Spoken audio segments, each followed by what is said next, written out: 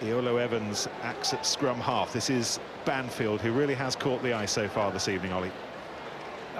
I mean, yeah, he definitely has. But the way that Welsh are playing the game is just it's just been very, they're very, very patient. They look for their offloads and they all support. And that is a fabulous try that they've just scored there.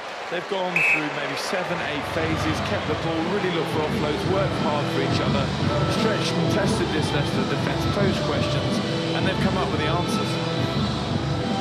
And Tellwright was at the end of a shiny chain.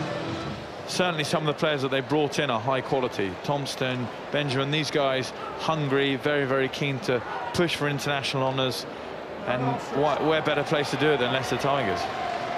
Tellwright scoots in for his second try.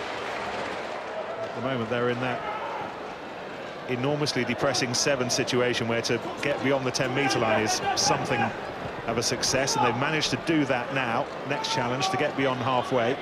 This is Andy Simmons from the Saracens Academy Centre. And they are into Welsh territory for the first time in a long time. And they've got a little bit of an overlap here, and they're going to score a fabulous try. Sprint from Tom Billack. He needs some support that was there, but he managed to wriggle away. Well, if they were looking for inspiration, a little shot in the arm, it's been provided by the 18-year-old Tom Billack.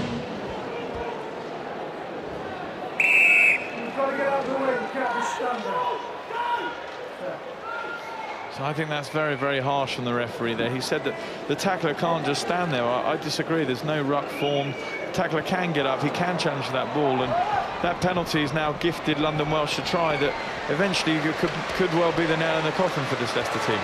And Tellwright has a first-half hat-trick. Once again, the scoring pass was provided by Aaron Myers. He's not playing the ball.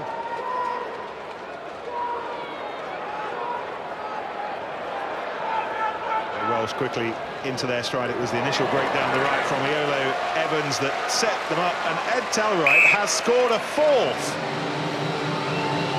I mean, he's making it look easy with the way he's scoring these tries, but he's obviously a natural finisher, which is credit to him.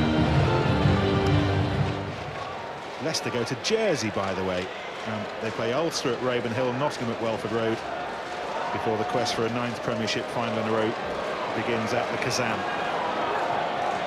They might be out for some measure of revenge that Sunday afternoon, because they've been given a little bit of a run around here, but there's over 4.5 minutes to go. The score remains respectable. Question of whether they can hold a rampant Welsh side to that. This is Vessels. Swings the ball round to our friend Patheli Nathamavuto.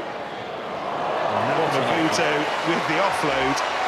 Back to Gerhard Vessels, and that was a try of some quality. 16 tries for London Welsh is a record, a new tournament record for a team on one evening. And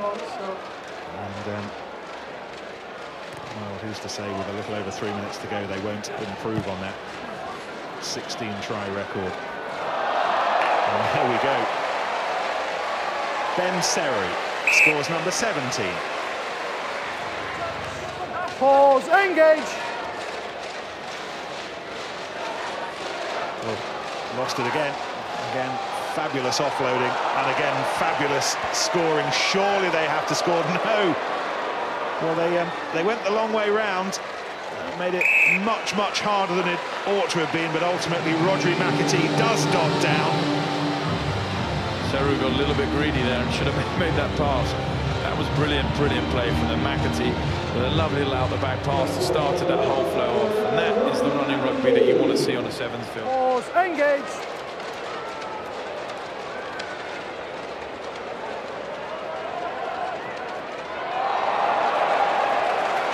In search of a record try, and they have it. In the dying seconds,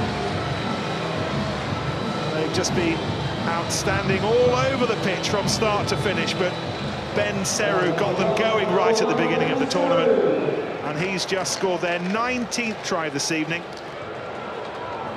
It'll be a new tournament record as well. No one's ever scored 52. No one's ever scored the amount of tries that the Exiles have this evening. They are going to be tough to stop at the Wreck